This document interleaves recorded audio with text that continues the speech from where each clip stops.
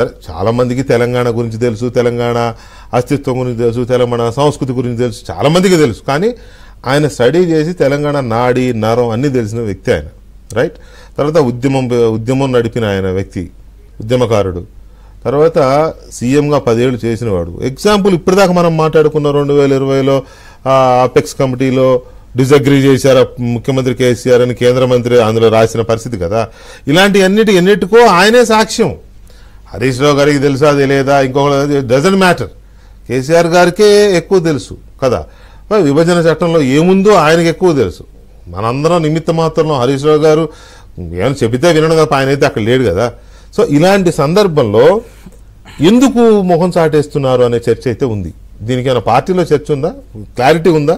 కేసీఆర్ గారు వెళ్ళకపోవడానికి ఇది ప్రధానమైన కారణం అని చెప్పడానికి. రేవంత్ రెడ్డి గారి ఫస్ట్ స్టేట్మెంట్, కేసీఆర్ గారు కొన ఊపిరిలో ఉన్నారు, కాంగ్రెస్ కార్యకర్తలందరూ పీక విసుకుతారు. నంబర్ 1. కేటీఆర్ గారు ఎన్నికలు అయిపోయిన తర్వాత అమెరికాకి వెళ్ళిపోతారు, ఇక్కడ ఉండరు, ఓడిపోయిన తర్వాత వెళ్ళిపోతారు. నంబర్ 2.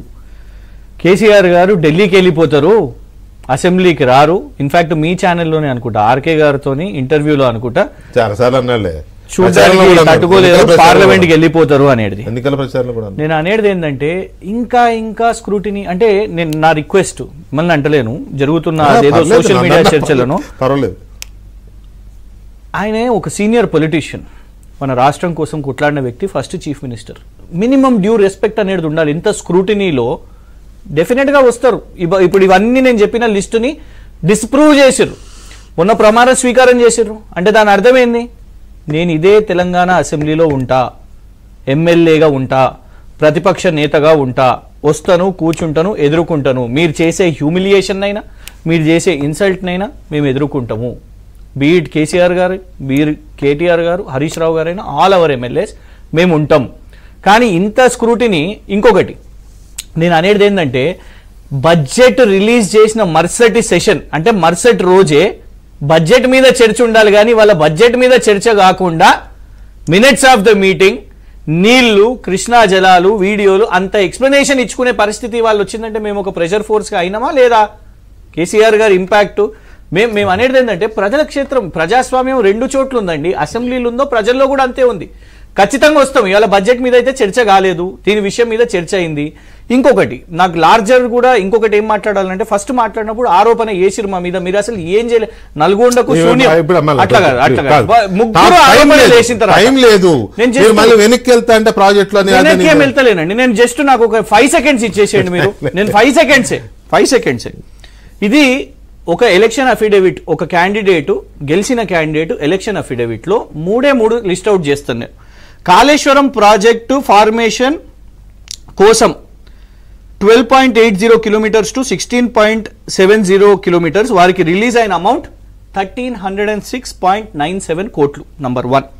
నంబర్ 2, ఎందుకంటే నల్గొండకి ఏం చేయలే అని అన్నారు కదా, Shivannagudem balancing reservoir under Dindi lift irrigation 1533.40 కోట్లు. నంబర్ 2 అది.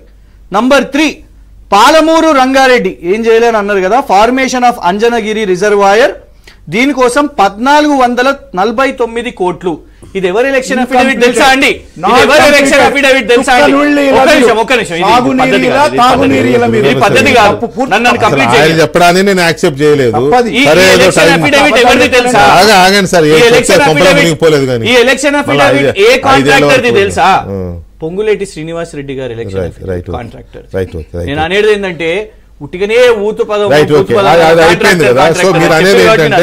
మీరు అనేది ఏంటంటే, కాంగ్రెస్ పార్టీ నేతలు ఒక సీనియర్ అనే గౌరవం లేకుండా హ్యూమిలియేషన్ చేయడం వల్ల కేసీఆర్ గారు రావటం లేదని కాదు, నేను అది అందుకే క్లారిటీ అడుగుతున్నాను సార్. వస్తారు, క్లారిటీ అడుగుతున్నాను నేను. మీరు దాన్ని స్టార్ట్ చేయడం మీరు అట్లా స్టార్ట్ చేశారు కాబట్టి ఒకవేళ అది కారణమేమో నాకు అర్థం కాదు. గారు మొన్న అసెంబ్లీ ఎన్ని రోజులు అయింది? 2 రోజులు అయింది కదా. అవును, 2 రోజులు అయింది కదా. అవును. ఒక రోజు బడ్జెట్ ప్రవేశపెట్టారు, ఆ రోజు అయితే స్పీచ్ ఉండదు. ఇవాళ బడ్జెట్ మీద స్పీచ్ ఉంటుందా అంటే బడ్జెట్ మీద కాదు కదా, ఇవాళ మినిట్స్ ఆఫ్ ద మీటింగ్ ముందు జరిగిన సెషన్ లో కేటీఆర్ గారు అప్పుడైతే హెల్త్ బాగాలేకుండా కదా సార్. మీరు సార్ గురించి అంటలేదు సార్, పెద్ద సార్ గురించి అంటలేదు నేను, కేసీఆర్ సార్ గురించి. ఫస్ట్ మీరు ఆగండి అచ్చా, సార్. ఓహో మీరు ప్రభుత్వం కూల్చడము కేటీఆర్ గారు ఎత్తుకోవడమే మీ సంగతి ఏంటో మాకు తెలుసు. మీరు అటర్ ఫ్లాప్ అవుతారు, అవును. 3 నెలల తర్వాత మీ ప్రభుత్వం ఉంటుందో ఉండదో కూడా మాకు తెలుసు అని అన్నారు. అవునా? అంటే బహుశా అంటే అది ఆ ధీమా ఏమైనా ఉందా? ఇంకా 2-3 నెలలు అయితే వాళ్ళే పడిపోతారు, అప్పుడు పోదాంలే మనమే ముఖ్యమంత్రి హోదాలు అని ఏమన్నా ఉందా అనే నాది కాదు ఈ క్వశ్చన్. చర్చ ఉన్నది. ఇదేమైనా మీ క్లారిటీ ఉన్న పార్టీలో అధికార ప్రతినిధి మిస్ అవుతుండే మీరు గుర్తు అందుకే మరి ఇది నేను కాదండి, నేను ఉన్నది మీకోసం. Thank you. నేను అనేది ఏంటంటే ఇది మేం కాదు, మల్లు నందిని గారు ఏం మాట్లాడిండ్రు అని ఉండొచ్చు. మీరు కూడా అదే నమ్ముతున్నారా అంటున్నా. మల్లు నందిని గారు లేకపోతే ఇంకొక వెంకటరెడ్డి గారు ఆయన మంత్రి కూడా నాని ఎందుకంటాడు కానీ, లేకపోతే ఇంకొకటి కాంగ్రెస్ లో టికెట్ రాని వాళ్ళు ఎవరైనా అసంతృప్తి వాదులు ఉండవచ్చు. అట్లనే మీ విష్ఫుల్ థింకింగ్ అవన్నీ మీరు కూడా అవే భుజాన్ని మల్లు నందిని గారు చెప్పింది కరెక్ట్ అవుతుందని మీకు అనిపిస్తుందా? మేము అనేది ఏంటంటే నంబర్ 1 కేసీఆర్ గారు ఎందుకు మాట్లాడతలేరు అంటే కారణం ఇంకొక కారణం కూడా. మల్లు నందిని గారు ఒకవేళ కోరుకుంటే ఏం కోరుకుంటారు? ప్రభుత్వం పడిపోవాలని కోరుకోరు, వారి హస్బెండ్ ముఖ్యమంత్రి అవ్వాలని కోరుకుంటారు. అంతవరకు తప్పులేదు. నేను అనేది ఏంటంటే కేసీఆర్ ముఖ్యమంత్రి అవ్వాలని కోరుకుంటారని నేను అనుకోవట్లే. ఒకటి మా పార్టీ మేము ముఖ్యమంత్రి కావాలని కోరుకుంటాం. నందిని గారి సంగతి చెప్తున్నా. నేను అనేది ఏంటంటే నా పాయింట్ ఏంటంటే ఫస్ట్ ఆఫ్ ఆల్ కేసీఆర్ గారు తొందరపడి కూడా ఎందుకు మాట్లాడతలేరు అంటే మేము టైం ఇచ్చినాం ఈ ప్రభుత్వానికి. మేము వీళ్ళు రిలీజ్ చేస్తున్నారు కదా సార్. ఒక్క నిమిషం, వీకే గారు రియాక్షన్ గా మాట్లాడితే వాళ్ళ యాక్షన్ కి కౌంటర్. ఇప్పుడు ప్రతిసారి శ్వేతపత్రాలు అని వాస్తవాలు అని చెప్పి అవాస్తవాలు రిలీజ్ చేస్తుంటే మేము సమాధానం ఇవ్వకుండా సైలెంట్ ఉండమంటారా మమ్మల్ని? భవన్ లో కేసీఆర్ గారు మాట్లాడే స్పీచ్ లో ఈ సీఎం కి ఏం తెలియదు. వాస్తవం అది వాస్తవం నేను అనడం లేదు సార్, మీకు అనిపించవచ్చు, నిజం కూడా కావచ్చు, నాకు తెలియదు. అంటే కేసీఆర్ గారు అన్న మాటలే చెప్తున్నా నేను. దయాకర్ గారు ఇప్పుడు ఏమన్నారు ఒక అయిపోయింది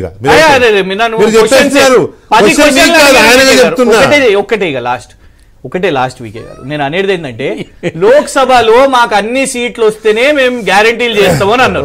అంటే దాని అర్థం ఏందన్నట్టు సీట్లు రాకపోతే చేయరు అన్నట్టు. అది చేయకపోతే మునిగేడదే కదా మరి. ప్రజలకు చెప్పండి, ప్రజలకు చెప్పండి. అయితే ఇక్కడ ఈ సీఎంకి ఏం తెలియదు. ఇది పిల్లగాడు ఏమన్నాడు, చిన్న పిల్లగాడు రాసింది అట్లేం వీడియో మరీ భలే ఉన్నారు మీరు. ఏవో ఏ పేపర్ అట్లా రాస్తుంది, వీడియో రాలేదు ఇంకా. కేసీఆర్ గారి స్పీచ్ ఎవరు వినలేదు మనం. మీడియాలో మీకు రాసే నిజాలన్నీ మీకు నచ్చవు, మీరు రాసుకున్నవి నాతో. ఇప్పుడు నేను మీడియాని అటాక్ చేసిన అప్పటి నుంచి మీరే నన్ను గ్రిల్లింగ్ చేస్తున్నారు. నేను అన్ని బట్టి నీకు చాలా లాభాలు జరిగినాయి, నువ్వు అది మర్చిపోకు. Right, okay. సో